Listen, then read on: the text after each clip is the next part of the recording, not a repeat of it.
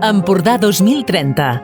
Jornades sobre el futur de l'Empordà a través dels Objectius de Desenvolupament Sostenible.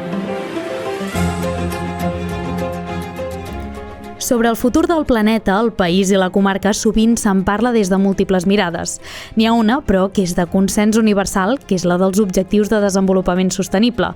Segons les Nacions Unides, els ODS constitueixen una crida universal a l'acció per posar fi a la pobresa, protegir el planeta i millorar les vides i les perspectives de les persones d'arreu del món. L'any 2015, tots els països de les Nacions Unides van aprovar 17 objectius com a part de l'Agenda 2030 pel desenvolupament sostenible, on s'estableix un pla per assolir aquests objectius en 15 anys. Benvinguts i benvingudes en aquest nou capítol del programa Empordà 2030, una producció de Ràdio Capital de l'Empordà que té la voluntat d'abordar aquests ODS des de la nostra comarca i també sobre el seu futur. Concretament, en aquest capítol abordarem les pràctiques agrícoles sostenibles, també la capacitat d'implementació que tenen ara mateix a l'Empordà. També parlarem sobre l'ús eficient dels recursos, la reducció d'aquest impacte ambiental i la importància de les decisions que ha de prendre el consumidor per promoure aquestes pràctiques agrícoles més sostenibles.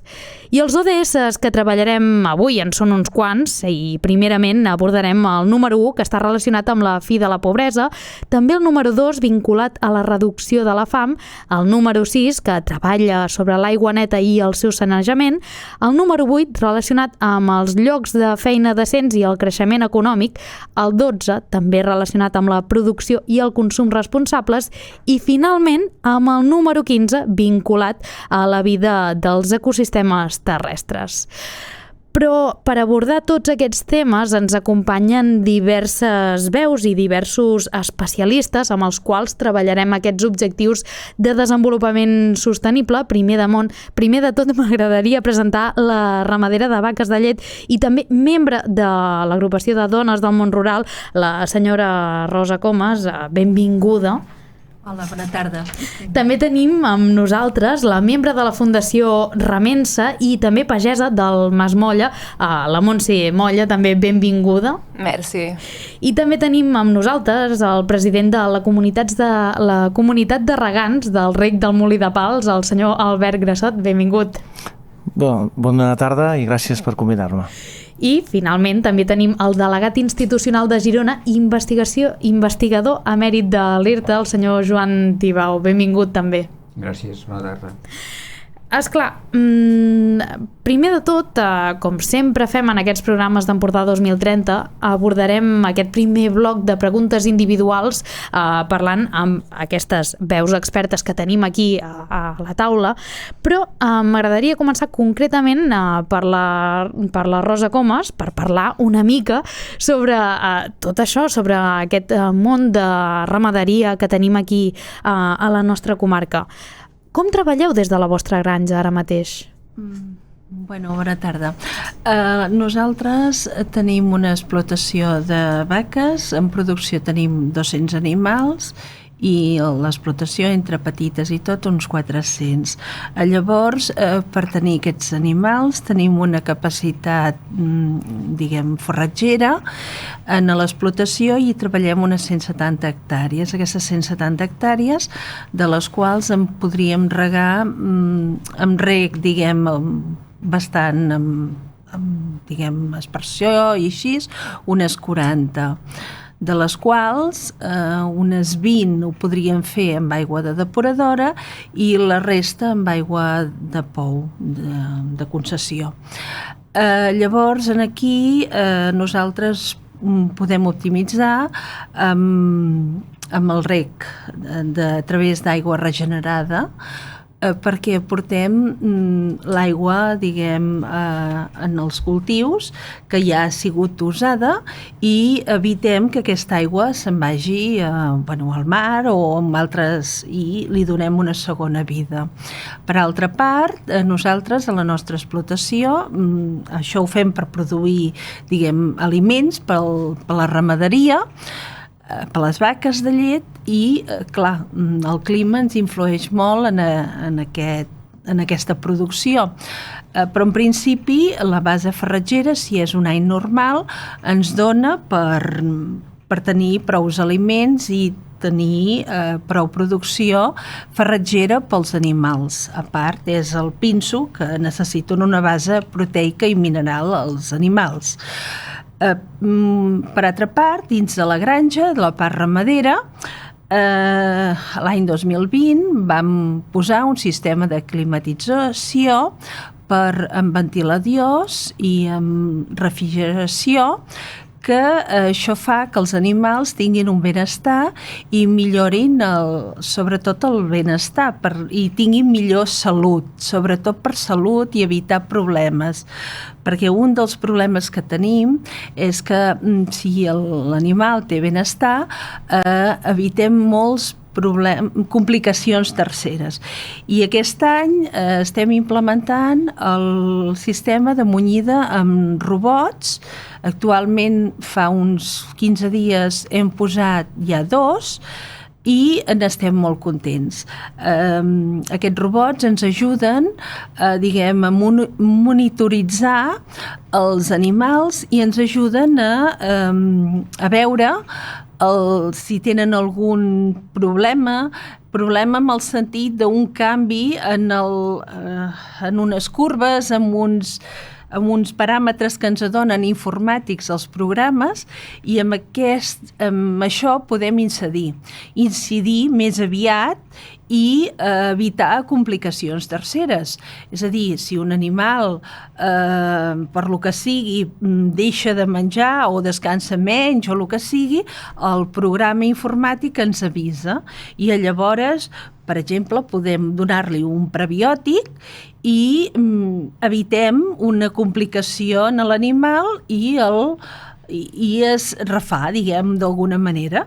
I amb tot això és el que pretenem, A part, també ser unes màquines que munyen les vaques fa que les vaques voluntàriament vagin més sovint a munyir i augmentem la producció.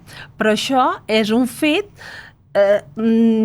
que ens dona la màquina, però el que més perseguim és el benestar de l'animal i la salut de l'animal. I amb això una mica, no sé si m'he explicat. No, un resum molt ben fet, perquè estem parlant de que tenir una producció d'aquest tipus no és senzill, i a més estàvem parlant ara fora de micros de la quantitat de caps que tens ara mateix a la granja. Esclar, tot això, tenint en compte que venim d'un període de sequera, ha estat complicat gestionar-ho? La veritat és una mica, però bueno, hem hagut de comprar aliments. El farratges hem tingut sort. L'any passat, l'any 2023, la primavera va ser molt seca. Tinc aquí unes dades de pluviometria de casa meva, que des de fa més de 20 anys ens anem anotant la pluja, i per dir una cosa, més o menys el promig de la zona són uns 700 litres l'any.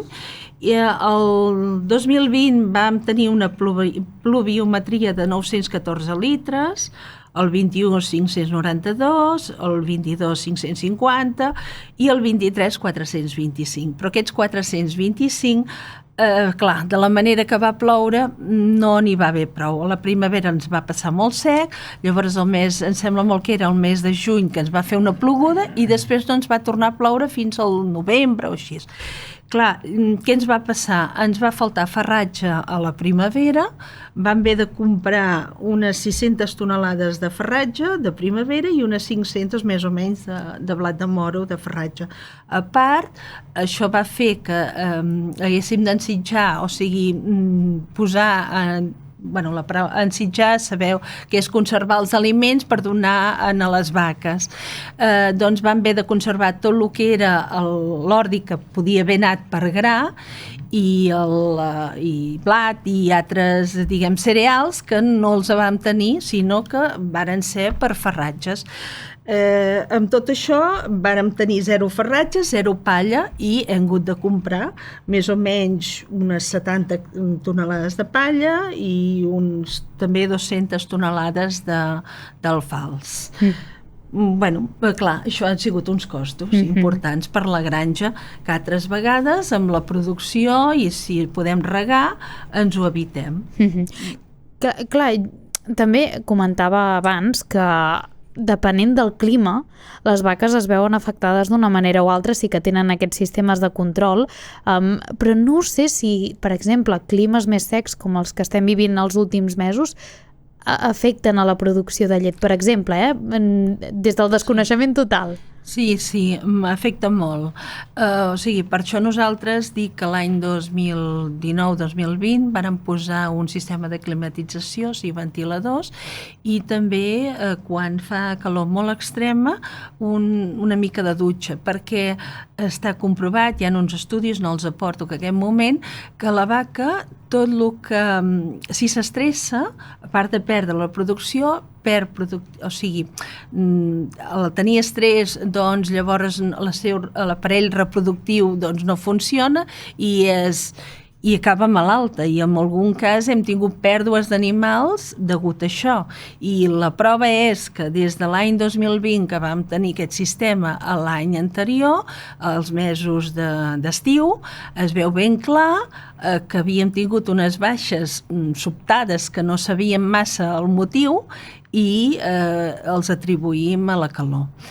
I una mica és això, i després les dutxes, el que anava a dir és que la vaca, si es refresca, no veu tant, perquè la calor corporal l'ha de treure o a mesura de l'aigua, bevent aigua, o mullant-se, o sigui, refrescant-se. O sigui, som com nosaltres, una mica d'alguna manera. No sé si amb això n'hi ha prou. Tornarem a parlar una mica de com funcionen aquestes explotacions ramaderes ara mateix, també de les innovacions, comentàvem tots aquests sistemes que tenen de control als animals, i tornarem a parlar, però ara mateix canviem de ponent perquè si no se'ns en va una mica el temps. Moltíssimes gràcies. M'agradaria parlar ara mateix amb la membre de la Fundació Remensa i també pagesa del Mas Molla, la Montse Molla, perquè la sequera també us ha afectat a vosaltres. D'alguna manera o altra, no és el mateix efecte que té sobre els animals, però sí sobre el terreny. Esclar, quines són les accions que feu des de Mas Molla, quines són les produccions que feu i com us ha afectat realment la sequera? Clar, cas en concret, nosaltres tenim un mas a Calonja, és pagesia tradicional, normalment és policonreu, no ens dediquem només a un sol cultiu, sinó que en tenim varis, i en concret, per la ubicació del meu mas, nosaltres treballem tot a secà. Sí que és veritat que hi ha altres pagesos del poble que treballen més horta i s'ubiquen més a la zona del Pla, jo m'ubico més a muntanya i treballo préssec, cirera, tenim abricoc, pruna clàudia, pera de Sant Joan, però tot ho tenim en secà i tenim molta vinya. És una zona de vinya, és una zona de cereal, també hi ha oliveres als marges, és una agricultura tradicional, no us imagineu tampoc produccions grans o grans quantitats de les coses, sinó tot en petit. I és clar, el cultiu de la vinya és un cultiu a secà. Nosaltres no hem regat mai la vinya, sí que és veritat que jo he vist llocs on es rega la vinya, en el moment d'implantació, a vegades només, o ja per supervivència. En el nostre cas, no. Són vinyes que ja estan plantades en peus americans, Ristes 110, en concret nosaltres, que són peus que van molt en profunditat, cap en avall. N'hi ha d'altres, com l'SO4, que són molt més superficials. Aquests no els solem tenir nosaltres, per exemple. I de per si ja tenen una capacitat de supervivència gran. Vinyes més velles, a vegades més que vinyes més joves, perquè ja han tingut temps com de desenvolupar les arrels, però sí que és veritat que en tot el tema de fruiters, malgrat tenir també peus resistents, ho han patit, i ho han patit molt, i s'han mort branques, i les produccions han sigut petites, i el préssec no creixia, i es quedava en mida petitona. Ho puc dir rient, ho puc dir plorant, però és veritat que aquest any al mercat me deien, nena, quins abricocs més macos, i jo deia, no són abricocs, són préssecs, perquè clar, la mida, saps, el color era igual, i la gent es confonia, no? I dius, clar, i la gent et diu, a la tele diuen un 20% de pèrdues. Però clar, si jo tinc 100 botes de vi Clar. i n'hi ha 20 de buides, 20 botes de vi són molts bocois, són molts litres. I que un préssec sigui molt més petit a mi m'afecta moltíssim perquè no tenia fruita per tothom. O sigui, jo va arribar a un punt de reaccionament a la gent de dir tinc més encàrrecs de préssecs que quilos cullo. I arribava la gent i jo deia, no, mira, que en lloc de 6 préssecs que fan 1 quilo tenia que posar 4 per tenir 2 préssecs per una altra persona. O sigui, reaccionant al menjar. I és una situació crítica perquè, clar, jo només produeixo el meu i només venc el meu. Evidentment no és un problema pel client perquè n'hi ha a la parada del costat que serà un revenedor que portarà préssec de vés de saber on i podrà menjar aquesta persona. Però si realment fóssim conscients i només tinguéssim producte local, aquest any no hi havia préssecs per tothom, i menys a la Costa Brava, que, bueno, multipliquem la població moltíssim. Al nostre poble som 10.000 habitants i entre càmpings, segones residències, passem a 100.000. Jo no puc donar de menjar a 100.000 habitants. I s'ha de dir que els préssecs de Masmolla s'acaben ràpid, perquè malauradament, per experiència pròpia, n'he anat a buscar i has d'anar molt ràpid. No, jo tenia cua aquest any. Sí. Clar, a part dels préssecs, has parlat de la vinya, que també és un factor important a Calonge, i és un dels punts que treballeu des de la Fundació Remença 21. Sí. Esclar, 96 tipologies de vinya ara mateix són les que teniu descobertes aquí, redescobertes a Calonge i Sant Antoni. Com es fan tots aquests estudis i com es recuperen totes aquestes vinyes tenint en compte les varietats que ara mateix hi ha i a més tenint en compte un sector com és aquí al Baix Empordà, el sector del vi, no? La rellevància que té? Sí. Teniu una hora de programa? Perquè això va llarg, Però sí que intentaré resumir-t'ho, però la Fundació Remença 21 agafa un nom ja de per si, de defensa, de dir estem al segle XXI i volem defensar l'estructura remença de la nostra agricultura. Nosaltres tenim una estructura amb arrels medievals i amb tradicions molt fortes de... Nosaltres treballem a nivell familiar a les nostres cases, les nostres terres, elaborem els nostres productes i els venem directament al consumidor, ja sigui a mercat, ja sigui al mas. Amb un préssec, amb un enciam, amb una tomata, la gent ho té com molt naturalitzat. Amb el vi ja no ho tenim tan naturalitzat, de comprar al pagès el vi, sinó que és un producte potser que estem més associats a botigues, a supermercats, però que en el nostre cas encara seguim amb portes obertes i venent el vi directament a la gent, però a més un vi fet com es feia abans, amb botavella i amb varietats antigues. Al no estar dintre d'una denominació d'origen, no hi ha hagut un corsé, una normativa que ens exigeixi tenir unes varietats en concret de vinificació de qualitat. I llavors el pagès petitó, que té un hort principalment, però que té 2 vinyes i en fa uns quants litres de vi, no ha tingut la necessitat d'arrencar aquells ceps i plantar-hi chardonnay perquè a la cooperativa li demanaven o aquell celler li pagava millor el merlot que no pas les varietats antigues i ha decidit arrencar aquelles vinyes a favor d'un merlot o d'un cabernet. Llavors, què ha passat? Com que el client era el client de peu, el de tota la vida, doncs aquest pagès ha seguit fent els raïms, ha seguit plantant els mateixos ceps de tota la vida. I sense adonar-nos-en, ens hem convertit en una petita illa enmig del món del vi. Perquè com als altres llocs, les varietats, crec que dintre Catalunya, ara no us voldria enganyar, però diria que si sumes totes les denominacions d'origen, quantes varietats catalanes hi ha, ens anem a 11 o 12 varietats catalanes. Quan hi ha llibres antics que parlen de fins a 100 varietats catalanes o situades a Catalunya. Val? A dia d'avui, Calonge n'hi ha 90. Llavors, clar, començaves a parlar amb un pagès i te parlava d'unes, l'altre d'altres, noms raríssims, discussions a veure quina era quina, perquè un li diu sumoll i l'altre li diu ximoll i ja no saps si és la mateixa varietat o que canviem segons l'avi el que ens ha dit. Llavors va arribar un punt que vam dir, a veure, jo viatjo, veig molta vinya, he tastat molts vins, però aquestes varietats que tinc aquí jo no els trobo cap lloc més. Poder no viatjo prou, poder me n'hauria d'anar més cap a Sicília o més cap a Croàcia, no he anat prou lluny, m'he quedat aquí prop, a França i de més. Llavors hi va haver una primera necessitat de dir, a veure què tenim, perquè potser, jo dic que és una varietat molt especial, senzillament perquè tinc un nom diferent, però genèticament existeix en un altre punt, això és el més probable. I vam, a través de la Càtedra de Gastronomia i Turisme del nostre de la Universitat de Girona, fem un conveni amb la Universitat de La Rioja i fem un primer estudi a 3 parcel·les petites que no arriben ni a mitja hectàrea cada una, de 3 veïns diferents, som 3 masos, i fem un primer test de 27 varietats. I d'aquestes ens en trobem unes 7 que són conegudes, que ja s'han analitzat prèviament, però que ja són minoritàries perquè molta gent ja no els està plantant, i en trobem 11 úniques al món. És la primera vegada que s'analitzen. Clar, la nostra reflexió va ser: si en una tarda tirem una patada i trobem 11 varietats úniques, no va ser tan així, anàvem molt a consciència amb què marcàvem, què podem arribar a trobar en tot el municipi, a totes les cases. Llavors, això es va ser el 2021, ara portem 3 anys de trepitjar vinyes, sobretot el meu pare és un dels que ho ha liderat més, ell no ho diria, però com que sóc jo ho aprofito per dir, però ell ha anat parlant pagès per pagès, els ha acompanyat a la vinya i junts han anat marcant alguns dels ceps, els que dubtaven més, els que sabien que eren més raros, i hem fet aquesta analítica de 90 varietats.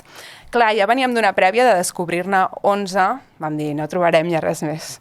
Doncs ja n'hi podeu anar sumant 10 més, perquè ja ens en anem a 21, no? És una passada el patrimoni que hi ha a nivell vitivinícola. Jo diria que és com el Jurassic Park del món del vi, perquè encara hi ha molts dinosaures allà vius que ja no es troben enlloc més, i alguns d'ells, a més, amb noms preciosos i molt nostres. Un dels que ens ha sorprès més, Roig de la Costa, documentat al 1300, per nosaltres conegudíssim, i no està a la DEO Empordà, i no està enlloc més, i a més el consideren únic al món perquè no l'havien analitzat mai abans, quan tots els països de Calonja el coneixen moltíssim. No es va considerar de qualitat perquè és una varietat molt àcida, amb molta acidesa. Però en context de canvi climàtic, on les acideses les estem perdent, potser és una varietat molt interessant. Però no a recuperar, perquè no l'hem perdut mai nosaltres, sinó a promocionar. El Mollí. Vi de Mollí, vi de Gatí, únic al món. Té dita i tot al nostre poble, perquè a més es deia que engatava molt perquè tenia molt poc grau, te'l bevies molt fàcilment i sempre t'emborratxaves, no? I era molt mal considerat perquè, clar, no guardava, amb el poc grau es podia picar el vi, doncs, ostres, un vi totalment oblidat. Però a Calonja s'ha seguit ficant aquestes vinyes de barreja, amb copatge, i ara estem trobant que aquell vi que abans estava amb 10 graus, amb canvi climàtic, amb més concentracions, està pujant a 11 i 11 i mig. Ens està salvant les garnatxes, perquè les garnatxes les teníem a 14 i les tenim a 16, i potser necessitem rebaixar-les una miqueta. Llavors, el concepte de varietat de qualitat en context de canvi climàtic canviarà. I potser, si no hem conservat biodiversitat, potser haurem d'anar a buscar aquesta pagesia tradicional i dir, vosaltres que coneixeu i esteu encara amb aquests bitxos vius en vinya i els podeu observar, n'hi ha algunes que tinguin capacitats o siguin interessats de cada futur? Perquè nosaltres creiem que sí. Sí. Doncs ho analitzarem tot això perquè ha donat per molt, hi ha molts de temes que també m'agradaria treballar més endavant de manera conjunta. Moltíssimes gràcies, Montse Molla, perquè de debò que descobrir tot aquest món del vi ara mateix que tenim aquí a tocar de casa és molt interessant. Moltíssimes gràcies, però passem de ponent i m'agradaria parlar amb el president de la comunitat de regants del Rec del Molí de Pals, el senyor Albert Grassot, perquè també un dels sectors més afectats ara mateix per la sequera, com comentàvem, és el sector de l'arròs i més a la zona de Pals, on sí que ara darrerament hi ha hagut bastantes més pluges, però tot i així venim d'una situació amb una sequera acumulada que ha fet patir molt el terreny. Com us trobeu ara mateix? Ara mateix, i és d'ahir, o sigui, anem un mes tard de lo que seria una sembra normal, perquè normalment l'última setmana d'abril i la primera de maig és la setmana boja de sembrar, i hi ha un 15% sembrat de la terra d'arròs. Vàrem començar amb la previsió de fer una sembra del 20%, 2023 vàrem sembrar el 50% i 2022 el 80%. O sigui, portem 3 anys seguits de retallada, no només l'arròs, també els altres conreus de regadiu, sobretot els extensius, també han tingut les retallades corresponents i degut a les meravelloses pluges que hem tingut els últims dies, d'ahir al matí podem sembrar, si volem, el 100%. Primera, perquè anirem un mes tard, per tant necessitem un mes menys d'aigua. Segona, perquè el cultiu extensiu del blat de moro, degut també en el temps que som, la previsió de sembra que tindran és molt petita i a més amb cicles més curts, i per tant, ara a correcuita, preparar llavor, no hi ha llavor enlloc, no podem sembrar perquè està moll, arròs moll, què diu aquest? No, no ho explico, us ho explico. Començo una mica fent història, no? Si jo avui regués com regava l'avi, necessitaria l'aigua de 3 pantans. L'avi hem calculat, i fins i tot al principi del meu pare, que necessitava 30.000 metres cúbics d'aigua per hectàrea cada any per fer el cultiu de l'arròs.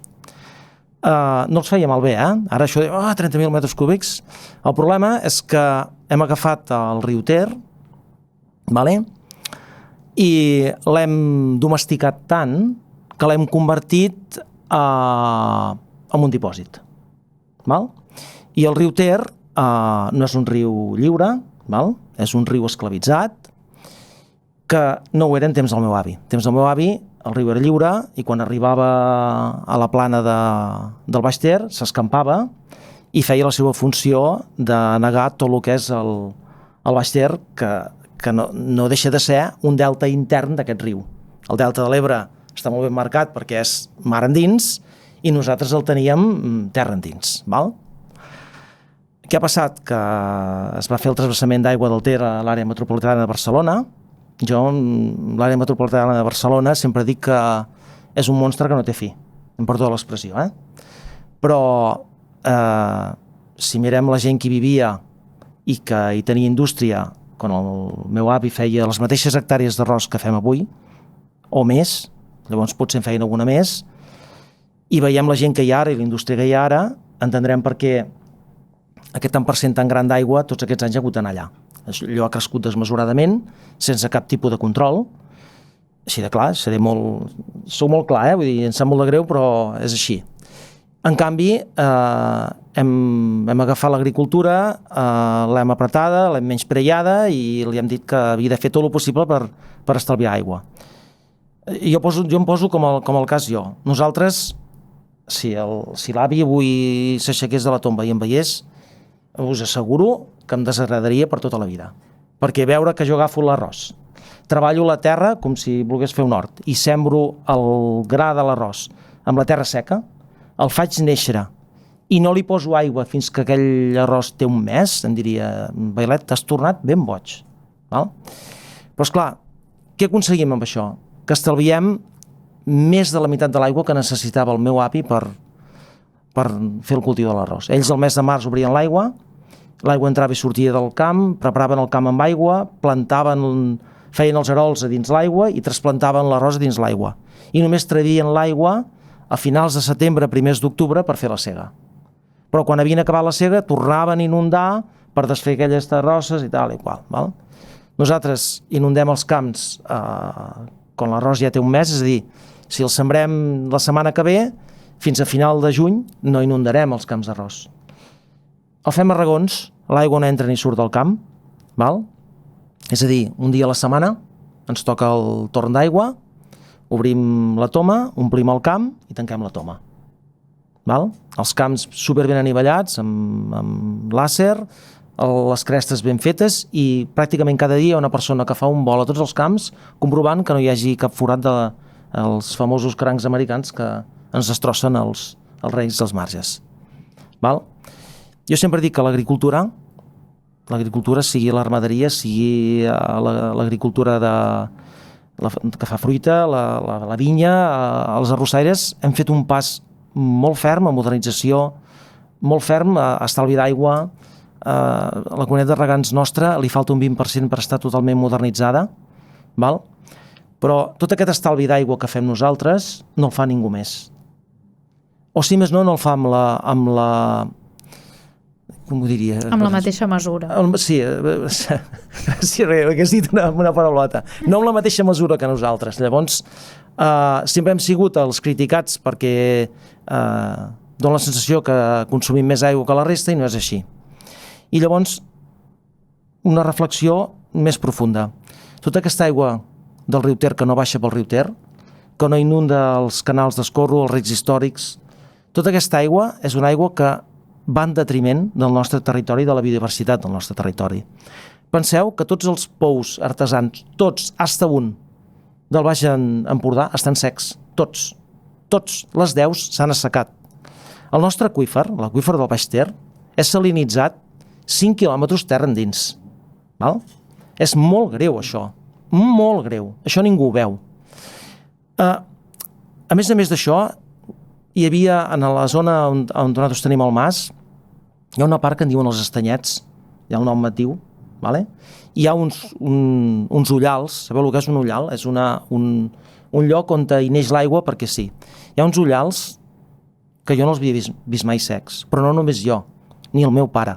N'hi ha un que fa 9 metres de profunditat i està sec, clivellat totalment. Jo no ho havia vist mai, això. Llavors, clar, tot aquest estalvi d'aigua que fem l'agricultura, aquella aigua que quan arriben les regues de blat de moro al cap no hi és ara perquè hi ha una manguera amb gota a gota i tirem només única i exclusivament l'aigua que necessita el cultiu, és una aigua que no va en el territori, és una aigua que no va en el medi natural. A mi m'ha agradat molt sentir-la parlar de l'aigua regenerada. Sabeu els metres cúbics d'aigua que els emissors de les depuradores llancem a mar cada dia?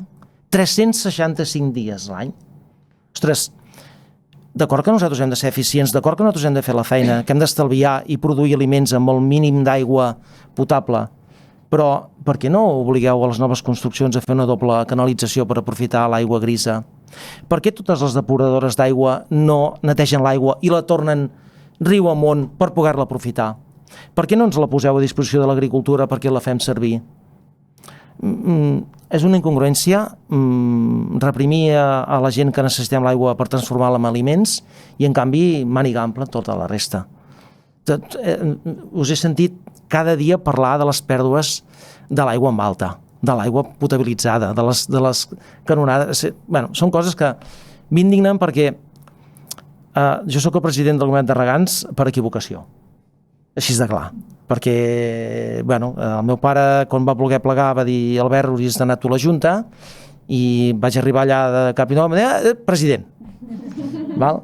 I de vegades ens toca fer la feina entre l'administració i l'agricultor. M'entens? El pagès que no pot regar, que sap que necessita fer aquell blat de moro pel bestiar o que té una plantació de fruiters, de pomera, que sap que si no hi fa els 5 regs mínims se li poden arribar a morir les pomeres, o com nosaltres mateixos. Nosaltres, amb la meva dona, vàrem crear la nostra marca i jo t'escoltava, nosaltres fem el mateix, nosaltres venem directament el nostre producte, nosaltres no comprem producte a ningú.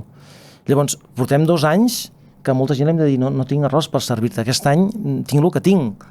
Llavors, que tota aquesta gent estigui fent l'esforç i vegis com hi ha gent que es va columpiant, que van passant anys, i no parlem dels governs que hem tingut a Catalunya. Clar, era el que anava a preguntar ara mateix. No, Dic, clar, la gestió que s'ha fet... Estàvem parlant de que el 2008 vam viure una sequera que ens va marcar doncs, aquest previ avís del que havia de venir i les actuacions que es van fer, s'ha dit en campanya electoral, no han estat suficients. No. També ho veieu des del sector? A veure, el 2008 vam arribar a la mateixa situació que estàvem fa 3 mesos ara. El que passa que vam arribar més ràpid, o sigui, en menys temps hi vam arribar. Ara han sigut 4 anys, llavors van ser 2 anys o 1 any i alguna cosa. El 2008 tenim de president el senyor Montilla, i jo recordo molt bé les seves paraules. Desaladores funcionant amb màxim 5 anys, regeneració d'aigua, no sé què, no sé quantos. S'han fet actuacions l'últim any. L'últim any. La desaladora del Tordera no està en construcció. Al cap de 3 anys havia d'estar funcionant. Mireu, jo no dono la culpa ni a un color polític ni a un altre. Jo dono la culpa a que es fa servir l'aigua com a arma política per barallar-se entre ells. I per damunt de tot, l'aigua no hauria de ser un debat polític. L'aigua és una necessitat dels éssers vius, de tots els éssers vius, de tots, les plantes, dels animals i les persones. Vale? Però ara, a més, qualsevol cosa que es fabriqui, qualsevol, la que més imaginem, necessita aigua. Llavors, si això és una necessitat, tots, des del polític més gran a l'últim mico que hi ha a la Terra, tots hem de treballar per estalviar-la, per netejar-la, per generar-ne de nova però tots en conjunt.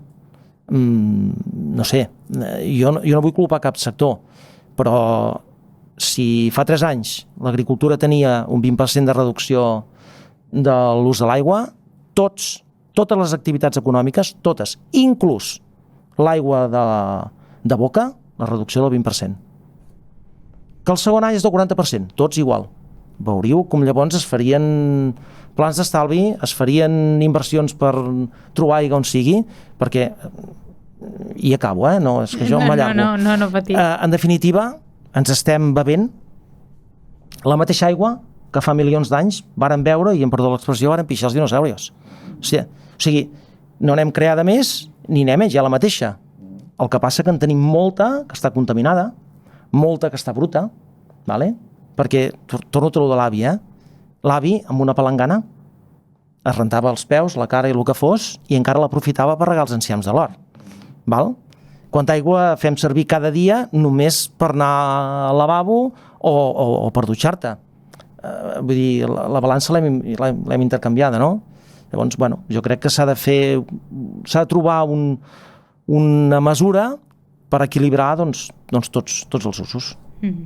I seguirem parlant de l'aigua, seguirem parlant de conreus. El que passa que també m'agradaria parlar una mica més sobre innovació, m'agradaria parlar una mica més també sobre aquest sector agroalimentari, i per això també tenim el delegat institucional de Girona, investigador emèrit també de l'ERTA, el senyor Joan Tibau. Benvingut. Ai, espera, ara sí, ara ja donem veu.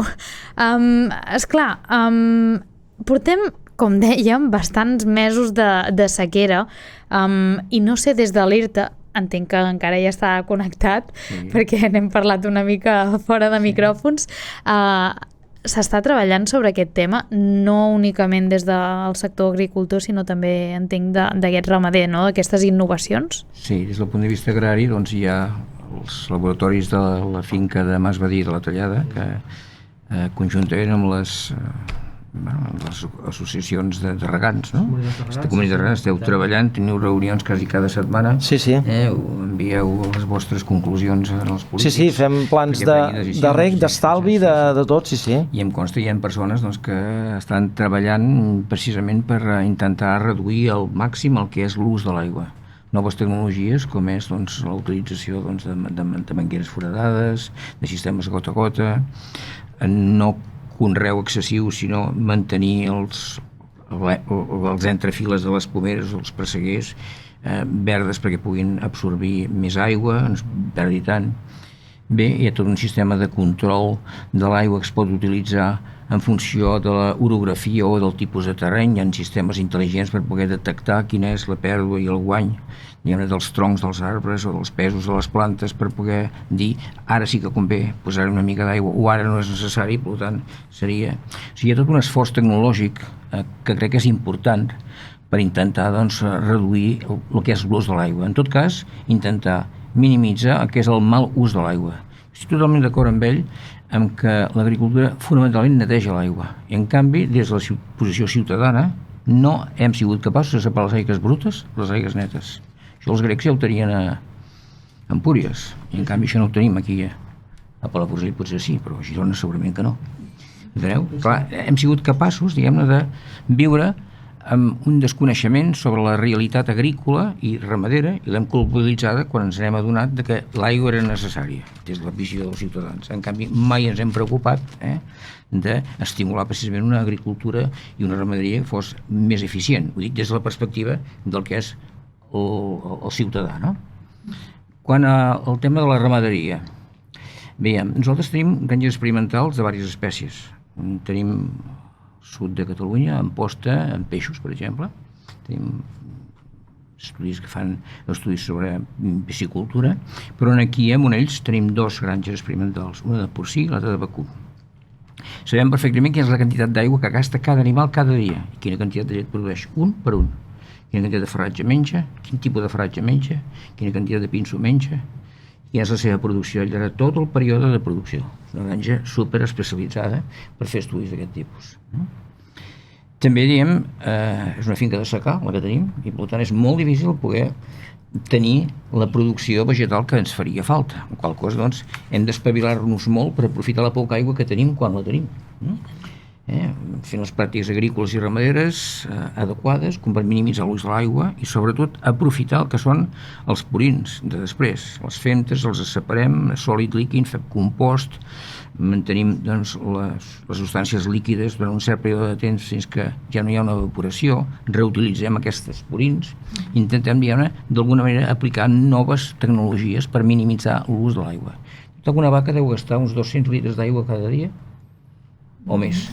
No ho sé, no ho he comptat. És molt, és molt, moltíssim. Jo ho sé perquè durant un cert temps hem estat pagant a preu de turista nosaltres l'aigua de Monells. I esclar, això és inaguantable des del punt de vista. Quan dic preu de turista vull dir el preu que paga doncs, el litre d'aigua. És molt car. No, i tant. Bueno, a part d'això, no només treballem en l'àmbit primari, sinó en l'àmbit de la indústria. Però nosaltres treballem també en el que és doncs, el tema de l'eficiència en la producció d'aliments. Per exemple, m'agradaria dir una cosa, fa 40 anys aproximadament, quan es van introduir les noves varietats o races de porcí, per exemple, l'índex de conversió, que és la quantitat de pinso que un animal necessitava per cada quilo de carn, era de 3 i pico. Ara és d'1,80, quasi com un pollastre. Vull dir que hem reduït a la meitat l'aliment necessari per cada quilo de carn. I, evidentment, també s'ha reduït en proporció a la quantitat d'aigua. Hi ha tots uns plans d'utilització dels purins que fan que hi hagi cada vegada un control més gran sobre la seva producció, transformació, reutilització, si és que ja es pot començar a fer fent a biogàs, que és un dels projectes que tenim en aquests moments, i reutilitzar-ho en un terreny en el qual no hi ha de posar-hi ni un gram d'adob mineral, perquè això sí que realment és una cosa reciclable, és irreciclable això. En quant als temes més industrials, també treballem amb aspectes que són, per exemple, de la minimització del que són les pèrdues en els processos de fabricació i elaboració. Si tu fas un producte i aquest producte té unes mermes, diguem-ne, elevades perquè la qualitat no és l'adequada, aquest producte ha gastat aigua, que de vegades ve de l'Argentina, perquè aquesta aigua és en el blat de moro que han comprat els que han portat el blat de moro des de l'Argentina fins al port de Barcelona. Clar, nosaltres ho veiem des d'una perspectiva molt global, tot. Intentem, diguem-ne, entendre que no és una problemàtica molt específica, que en podem parlar-ne, però la problemàtica de l'alimentació és una problemàtica global a nivell mundial. Els que creixen no som nosaltres som vells, som pocs i no tenim gaires fills. En canvi, el que passa és que fora, a Sud-amèrica, a Cambodja, a Corea del Sud, per exemple, aquesta gent tenen moltes necessitats alimentàries que mai podran cobrir ells amb les seves capacitats que tenen. Necessitem d'una indústria que sigui eficient i que aprofiti bé els recursos, si no n'hi hauran per la gent. No només l'aigua, sinó la matèria prima que es produeix amb l'aigua que ve d'altres països del món. Aquesta visió global de vegades no la tenim. Ens plantegem la discussió molt des d'una perspectiva local, no? Els pagesos que fan per alguns mal gust de l'aigua i en canvi la crítica que a vegades fem en el turisme perquè ve aquí, se n'aprofita de la nostra aigua i se'n va. I aquí ens deixem la problemàtica, no? Aquest debat és un debat que crec que és important que tinguem, perquè siguem conscients del que tenim i el que no tenim realment. Però realment crec que és molt important el fet de tenir una visió global, perquè els problemes que nosaltres tenim aquí són problemes globals a nivell mundial. Per exemple, tinc aquí unes informacions sobre quantes companyies al món hi ha que produeixen sements. N'hi ha 7 o 8 que produeixen el 80 o 90% de les sements del món. Hi ha 5 companyies que transporten tot el menjar i els cereals d'un punt a l'altre del món. Agroquímics, aproximadament el mateix. Bioquímics, o sigui, productes farmacèutics, igual. Clar, estem en mans de molt poques. Per tant, és importantíssim el fet que mantinguem el que tenim. Les varietats de calonja, l'arròs de pals, les vaques de solius i els presseguers de Sant Pere Pescador, per no dir-ho, no? Perquè és que això no ens ho donarà ningú. Aquest matí he estat amb estudiants de la Universitat d'Iowa i de Nebraska. I aquesta gent, esclar, no s'han mogut mai d'allà. No tenen idea de la varietat d'arbres que tenim aquí, de plantes que tenim, de peixos que tenim. No som conscients que no ho han vist mai. En canvi nosaltres no ens ho creguem. Ens ho creguem més perquè ens ho venen a veure que pel que nosaltres coneixem. Sí. I això crec que és important, sentir-nos cofois i responsables de mantenir això que tenim, que és l'estructura familiar, aquesta visió de mosaic, aquestes fotos aèries que es fan. Això és brutal, això no existeix al món, no existeix. I per què? Perquè hi ha pagesos que hi treballen tot l'any, hi ha ramaders, hi ha agricultors, hi ha gent que fa fruita, gent que fa farratge, gent que manté una estructura que històricament ha funcionat. Jo no sé el futur què menjarem, no ho sé. Però realment, si perdem això, segur que no ens ho alimentarem bé, segur, perquè fins ara ho hem pogut fer-ho, però en el futur ja ho veurem. No sé, són reflexions que tant. fent. Interessants. No. Sí. Si us sembla, ara mateix obrirem el torn de debat perquè l'heu encetat una mica, però crec que és important treballar sobre aquest tema de preservar aquest patrimoni únic que tenim al nostre territori.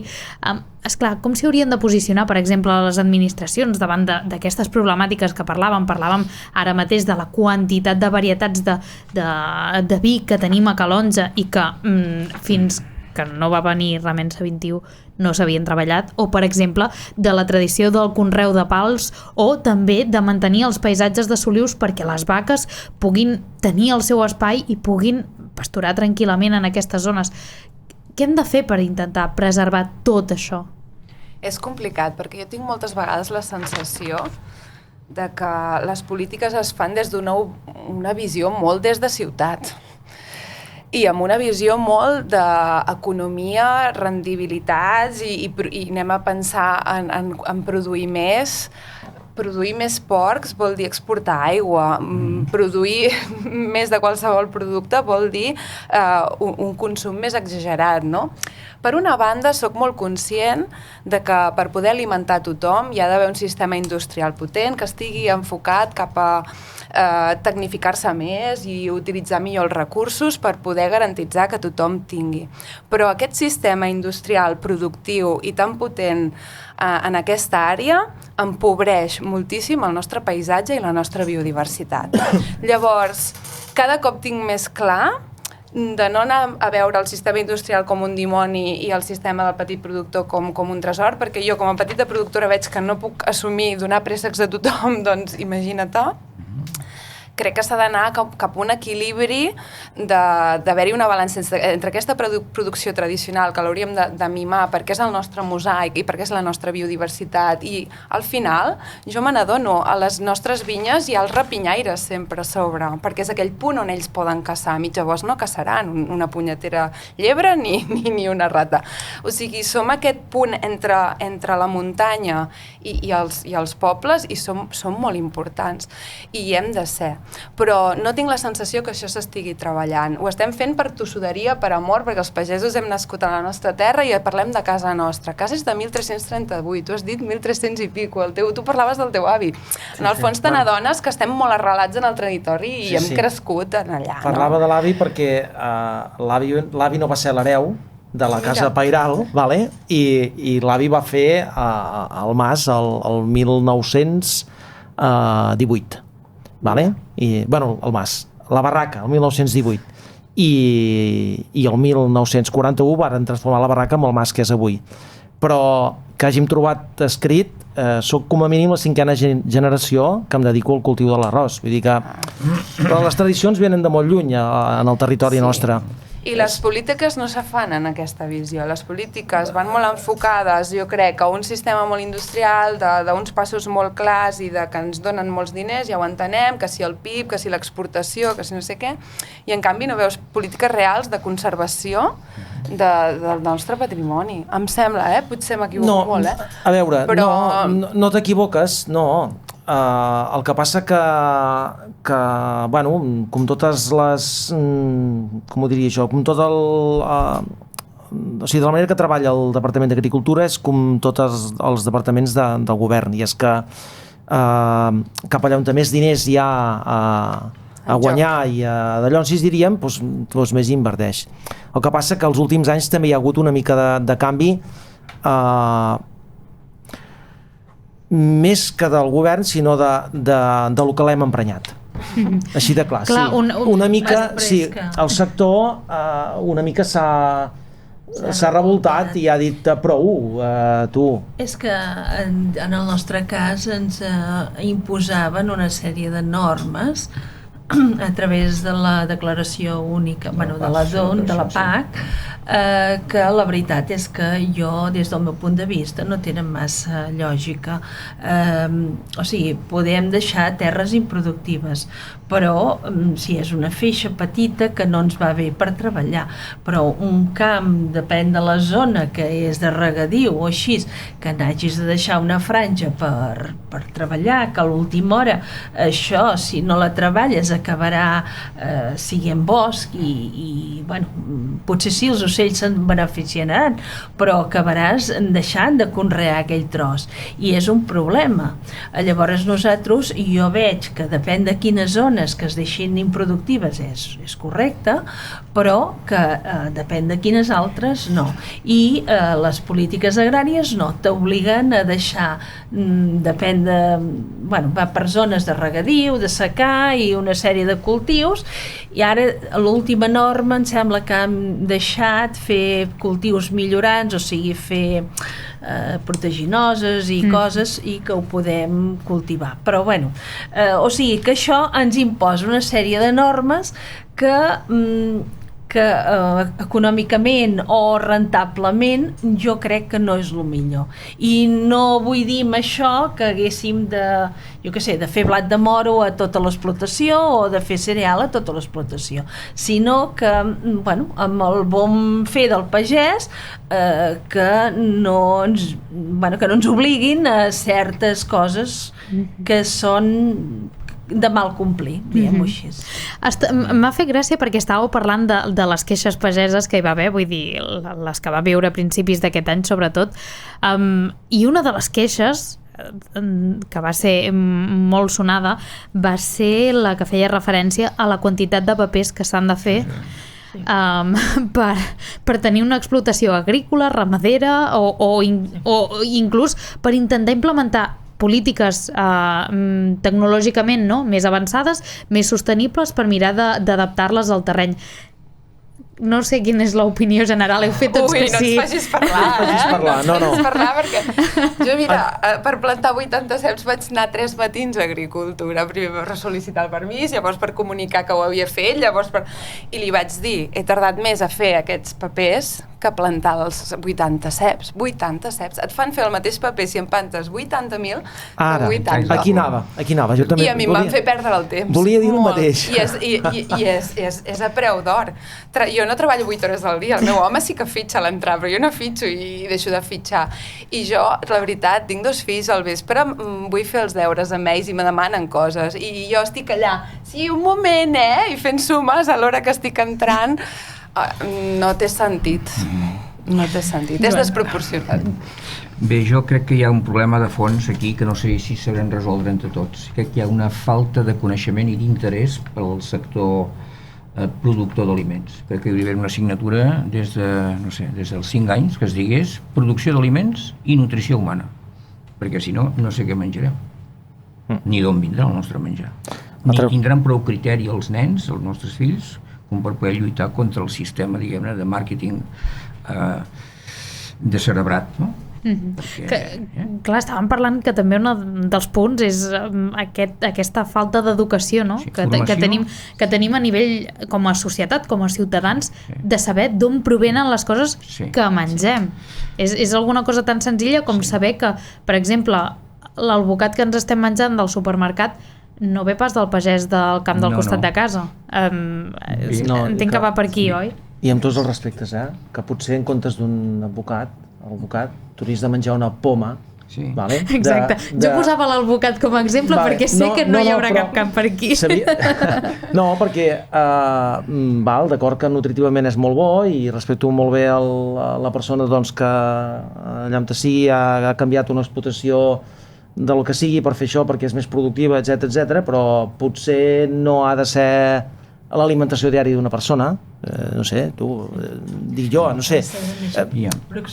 Proximitat i sobretot aliments, jo crec que hi ha els aliments és que no vull dir-ho malament, els aliments que necessita una persona per viure i els aliments que estan de moda o que, doncs, això és com els superaliments que venen de l'altra punta del món, que la petjada d'aquests aliments és brutal.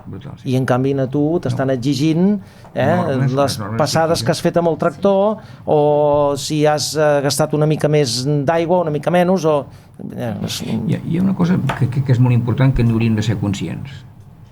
A part que a Catalunya tenim pocs fills, som vells i apreciem la producció agrícola i ramadera, hem de tenir en compte que a Catalunya el 60% és bosc. Sí. El 20% de la superfície té una pendent superior al 20%, que significa que és incontrolable. Som el lloc del planeta segurament que més efecte del canvi climàtic tindrem. Sí, senyor. Tant, diguem-ne, per augment de la temperatura com per salinització de l'aigua. Sí. Tenim una capacitat per produir aliments per a nosaltres i mira que en venem, només el 40%.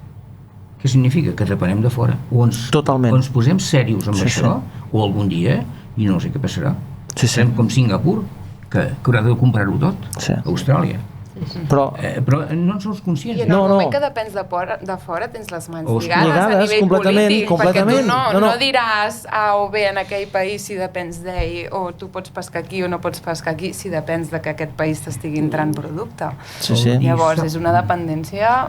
El dissabte passat vaig estar en una jornada sobre producció de carn i alternatives a GURB, a l'Ajuntament de GURB. Clar, és un lloc que és molt important. Està a la zona de Vic. Llenós hi ha els de Nova Venda, etc. Hi havia el gerent de Nova Venda. I explicava, diu, aquí nosaltres venem quasi de tot. Diu, però realment la gent compra per preu. Encara no s'ha mentalitzat de que l'aliment pot faltar.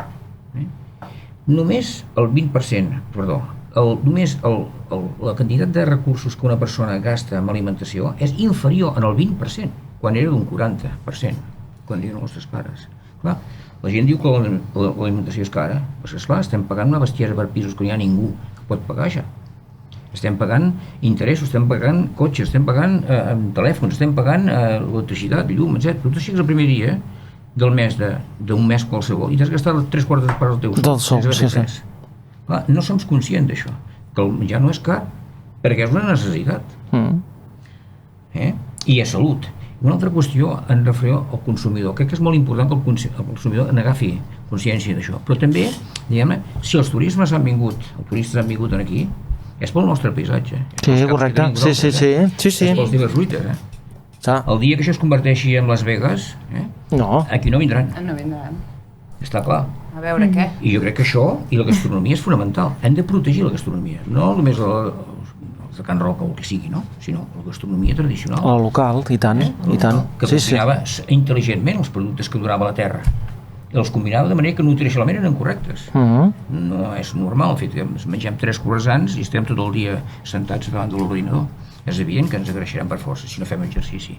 No ens fa falta anar més enllà d'aquests coneixements bàsics de nutrició. Hem de tenir una dieta d'acord amb les nostres necessitats. I ja està.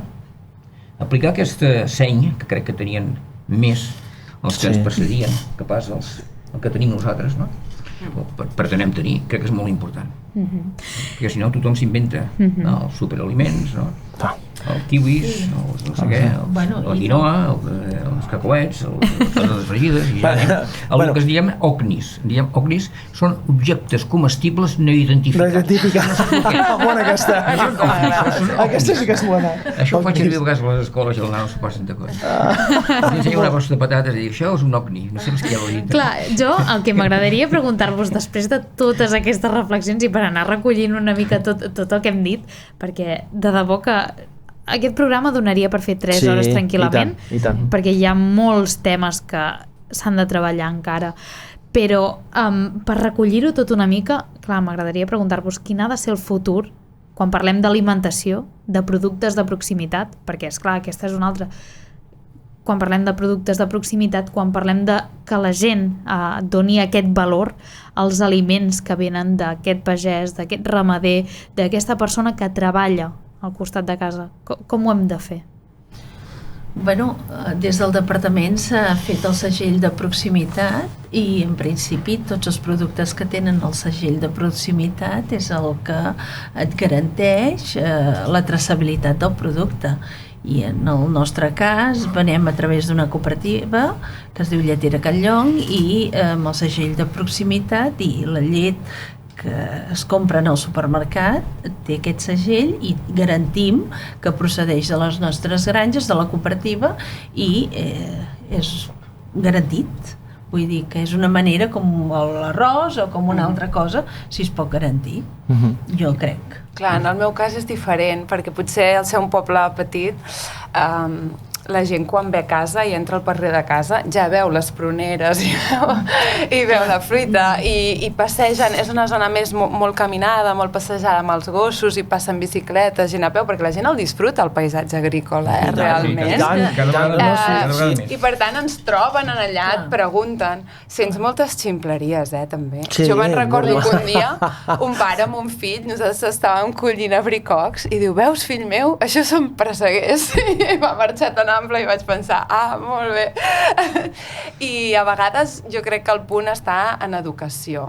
Abans el primer, la proximitat ja ha de ser humana.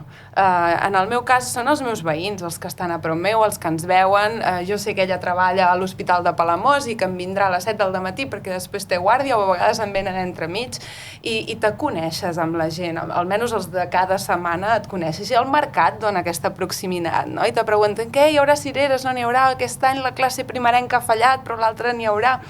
I aquest bla bla bla dona un coneixement a la gent molt bèstia. Clar, això a través d'un supermercat, un intermediari, ho perds i aquesta informació es perd.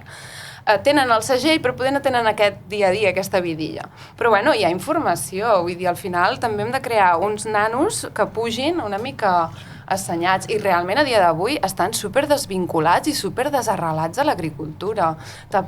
No saben quan és la temporada de res perquè no ho veuen, perquè obren la finestra i veuen asfalt. A mi m'han trucat el mes de gener demanant cireres. Que dius, però si no hi ha fulles als arbres, m'estàs demanant cireres, de veritat. A la Boqueria n'he vist. A la Boqueria has vist cireres. A la Boqueria hi ha de tot. I m'han demanat carxofes al mes d'agost, però de proximitat, perquè volíem fer una recepta, en concret jo, doncs hauràs de canviar la recepta, perquè no podràs fer-ho, no? L'has d'adequar a la temporalitat del producte. I el respecte, també, perquè falta respecte cap a l'agricultor i cap a la nostra feina. Ens entren als camps, es tiren selfies xafant les coses, t'aparquen el cotxe just per lloc on tu has d'entrar amb el tractor. Passen amb el gos, recullen la merda amb la bossa i no saben deixar-la, la deixen allà. Veuen una cosa i tiren el plàstic. L'abocador està tancat, doncs foto la runa allà. Tot això que t'acabo de dir m'ha passat en els últims 20 dies, vull dir que no és pas que exageri. Llavors, educació, respecte, perquè en el fons, si tu entens el lloc i el respectes i compres aquell producte, tu estàs creant el teu propi paisatge. En el fons els consumidors creen paisatges. Si ells van al supermercat en crearan un, i crearan un món on es mourà tot amunt i avall, on importarem i exportarem i tindrem dependències. Però si compren proximitat crearan un paisatge diferent, una societat diferent i ells ho tenen a la mà. Però si no en són conscients i no els eduquem, no sabran com utilitzar aquesta eina i poder si els eduquem la faran servir. És la meva esperança, que la facin servir. També és la meva i vull dir-vos dues experiències que em van encantar. El divendres passat al Mercat de Girona hi havia els nens de les escoles venent els enciams de l'hort de l'escola. De l'escola. Ole! Home, molt bé. Sí, era magnífic. No saps com perseguien els que passaven per allà per vendre els enciam. I el millor que em va dir és el següent, diu, és que fem diners perquè els que vinguin, els petits que venen, l'any que ve tinguin un hort millor. Veus? Em vaig anar a casa contentíssim. Sí, això és una manera. Sí, això és incitar el respecte i el coneixement. I una altra cosa, experiència que vaig sentir l'altre dia, era que els nens pesaven el menjar que deixaven al plat en una escola. Sí que ho vaig veure. És molt interessant això, perquè és que no en som conscients, no només els plàstics que llancem, o els que fem malbé, o els que hem de reciclar. Exacte, és el malbaratament alimentari. Ha de llegir també que hi ha un 30% dels vestits, de la roba, que la gent no es posa mai. Mai. Jo no espero el caprici de comprar-se un caprici. És que ja no sé on hem arribat. Clar, si no és respecte com a mínim a tu mateix, com a mínim si respecten els altres. No sé. Aquesta educació crec que és fonamental per poder valoritzar d'una manera correcta el que fem com a persones. Ja. Llavors parlem de valors. Valors, sí. Valors i respecte. Valors que ens donaven a casa una generació Sí. que potser ara hi ha una generació tu pots tenir el que vulguis, quan vulguis, i només has de fer així. Hi ha un neuròleg molt conegut que es diu Abel Mariner, que potser alguna vegada l'heu sentit, l'heu llegit, té un llibre boníssim sobre nutrició, que diu això del menjar es va perdre el primer dia en què la mare o el pare va dir al nen: mira't, aquí tens el sopar. El segon dia li va dir: no, diu, què vols per sopar? I el tercer li va dir: vés a la nevera i agafa el que vulguis. I això ha passat en moltes famílies. I això és la pèrdua, diguem-ne, d'aquesta tradició i d'aquest respecte que ens havien donat els nostres avis, besavis. Per cert, jo soc pagès també, fill de pagesos de l'any 1660 també. A casa... Aquí tots esteu connectats per aquesta tradició. A casa meva, o sigui, la família que hem format, la meva dona i jo, per cert, hem tingut 3 fills, vull dir, hem col·laborat en aquesta Catalunya àmpliament. buscat i doncs ara ja la gran ja està visquent amb el xicot i una mica la de Llonsis familiars s'ha trencat, però a casa ens van ensenyar que els àpats, a més d'omplir l'empanxa, omplies l'ànima. Vale? Era molt important fer els àpats en família, amb tranquil·litat, perquè a més de menjar es parlaven de valors, de coses que s'aprenien al menjar. Val? Encara és l'hora d'ara, i el petit té 17 anys, que quan sopem, quan dinem o esmorzem, els mòbils es deixen a l'entrada. Estan prohibits. Vale? La meva filla gran i el seu xicot, quan arriben, els mòbils es deixen a l'entrada. I es dina o es sopa, es parla del que s'hagi de parlar i llavors quan s'asseuen a la de Llonsis l'agafen. I hem intentat ensenyar-los la història aquesta, inclús el berenar. El berenar és fàcil caure en la tentació de... Doncs intentem que mengin productes naturals, un entrepà fet amb... Costa, Costa perquè estan bombardejats tot el dia de tot l'altre, Vull dir, creieu-me que... Ser pare és difícil. Sí. D'aquest punt de vista. Sí. Però vull dir que estic amb el que dius, O sigui, la majoria de famílies, sigui per deixadesa, sigui perquè per temes d'horaris de feina o el que sigui, no poden fer aquesta activitat familiar, doncs això es va deixant i un cop caus en el vici, adreçar-ho és difícil. No, i també a través de l'escola també els han d'ensenyar uns valors del camp, d'allà on te surten les coses i així. Jo el que veig, a casa han vingut estudiants en pràctiques i alguns, doncs el primer any han vingut molt desmotivats i així, però després, si els agrada la feina, s'han motivat. S'han motivat i no sé, estan molt contents. I no sé, l'any que ve també en vindrà un altre i en principi el que veus és que si la persona està motivada és el tot. Si té ganes de fer el que fa i ho fa a gust, és el tot. Clar, no sé com s'hauria de fer, però potser a l'escola hi podrien donar-los veu perquè doncs, les coses de pagès s'entenguessin més i explicar més bé. Jo crec que tot està molt desvinculat avui en dia. Sí. Si es va al museu de, no sé, el Manac de Barcelona o es va a la Sagrada Família, crec que hauria de ser obligatori el fet que pagès passessin a veure a l'explotació, sí. I saber d'on provenen tots els aliments. Exacte. Nosaltres fem visites a les escoles. En venen cada any 3 o 4.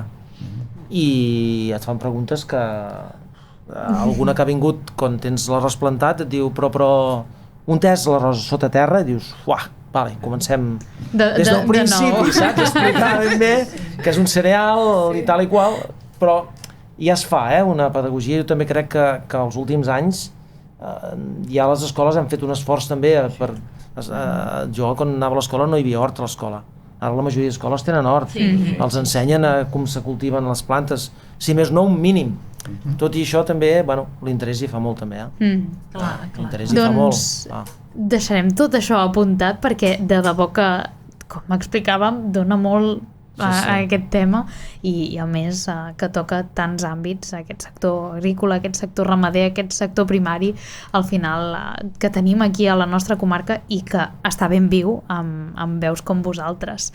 Per això m'agradaria donar-vos les gràcies per haver vingut fins aquí, a aquest programa de l'Empordà 2030 que fem aquí des de Ràdio Capital per explicar una mica més, per donar una mica més de coneixement, no?, a aquestes persones que ens veuen i que ens escolten. Moltíssimes gràcies per venir. Gràcies a vosaltres. Gràcies a vosaltres. Gràcies. I ara us deixem amb el reportatge. Nos enamoramos del pueblo y decidimos quedarnos aquí. Entonces empezamos en el mercado local, que era apenas post pandemia, fue un proyecto muy pequeño, pero que empezamos con mucho cariño y era súper romántico porque estábamos literal al lado de la carnicería, enfrente de los queseros, salíamos a la plaza del mercado a buscar la fruta, o sea, nos pedían, no sé, mermelada de fresa y Frank salía, cogía fresas de los valleses y entraba y hacía la mermelada, entonces era como súper romántico y ya veníamos con esa idea de identidad de producto local, pero obviamente estando allí en el mercado era nuestro día a día. Y después de 2 años de estar allí, se dio la oportunidad de mudarnos aquí a Carrer Mayor y bueno, hicimos lo mejor que pudimos para renovar este espacio, que es un inmueble de 1791. Mira, Fran y yo venimos ambos del mundo de la alta gastronomía y en los restaurantes de estrella Michelin suele haber un especial hincapié en utilizar productos locales. Lo que pasa es que en la pastelería siempre suele ser como la excusa de que la mayoría de los productos que se utilizan vienen de grandes nacionales. En pastelería, como utilizamos mucho chocolate, lácteo y fruta que suelen comprar en purés, pues digamos que son un poco más laxos en lo estrictos que son en ingredientes locales. Y nosotros queríamos demostrar que se puede y que no solo se puede, sino que el producto es muchísimo mejor utilizando ingredientes locales. Entonces, ¿qué hicimos nosotros? Estudiamos todas nuestras recetas y empezamos uno a uno a buscar sustituciones o opciones de productores locales. Y así fuimos cambiando poco a poco, pues la fruta, luego la leche, luego los frutos secos. Y nosotros decimos que esto es un camino porque siempre seguimos avanzando. Tenemos toda la parte de briochería, los dolzos, que serían más las galletas, muffin, brownie que hacemos. Luego, los individuales y las tartaletas o los pasteles, ¿vale? Que solemos tener 8 sabores que van un poco cambiando según temporada. Luego tenemos todos los helados y sorbetes y el producto para llevar a casa, como las galletas que vienen envasadas o las mermeladas, cremas untables. Ahora, por ejemplo, es verano, no tenemos nada de chocolate, pero luego en invierno tenemos toda una gama de catanias, de tabletas de chocolate. Entonces, va cambiando la tienda según la temporada. Evidentemente nos gustaría crecer y nos gustaría crecer en esta zona porque creemos que nuestro proyecto tiene sentido como proyecto kilómetro cero. Entonces, si bien nos gustaría crecer, yo no estoy buscando irme ni a Permillán ni a Madrid, sino mantenerme en esta zona porque creemos que podemos seguir aportando buena pastelería y buena heladería en todo lo que es la Costa Brava. Empordà 2030 a radiocapital.cat amb el suport de la Generalitat de Catalunya.